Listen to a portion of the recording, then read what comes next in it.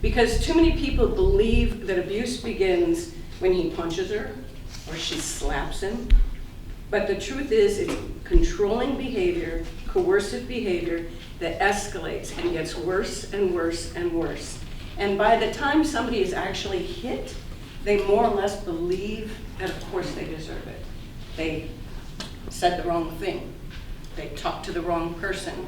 They interrupted when their partner was tired or drunk or whatever, and it's their own fault that they're being hit. After all, they're completely unworthy of love.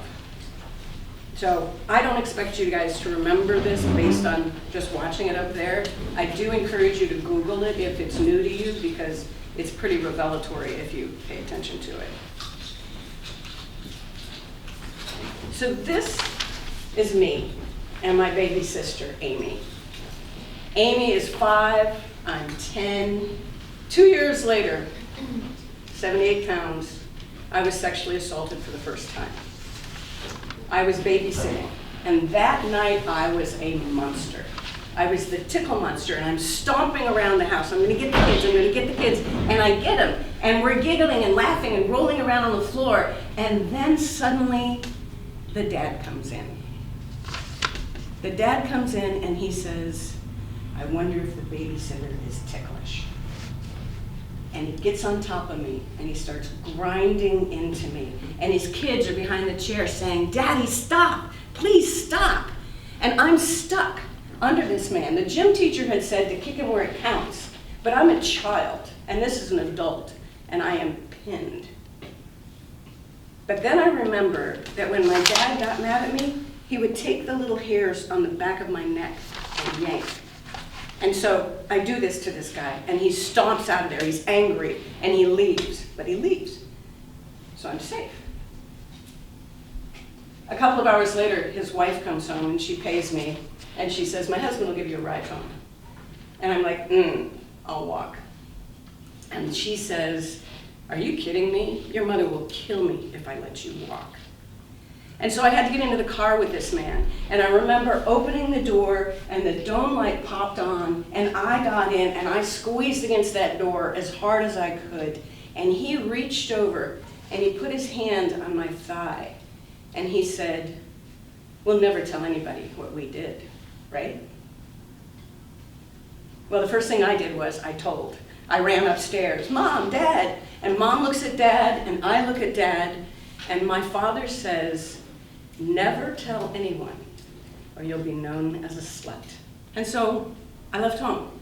I left home while I was still in high school. And a classmate and I got what is called a garden view apartment, which really means it's half underground and you're looking at the undercarriage of the cars in the parking lot. And one night we decided to go dancing. The drinking age where I lived at the time, which was Michigan, was 18, so we went to the Green Door Disco in Lansing. And we're dancing to ABBA's Dancing Queen, young and sweet, barely 17. You're a teaser, you turn them on. And we're drinking, and we're flirting, and we're laughing. And then I said to her, so hey, I'm gonna head home. And she said, okay, I'll catch a ride. Which one of us is in danger? And I drive into the parking space, and I scamper down those steps, and I open the storm door, and I put the key into the wooden door, and all of a sudden this hand hits me on the back of the head. A man had followed me home from the bar, and he dragged me inside, and he raped me on the coffee table. And it was a cheap Formica coffee table, so it tore up my back like a cheese grater. And when my roommate got home, she found me curled up in a ball on the floor, and she helped me into the tub, and she washed me off, and she put methylate on every one of those wounds. And we swore that we would never tell.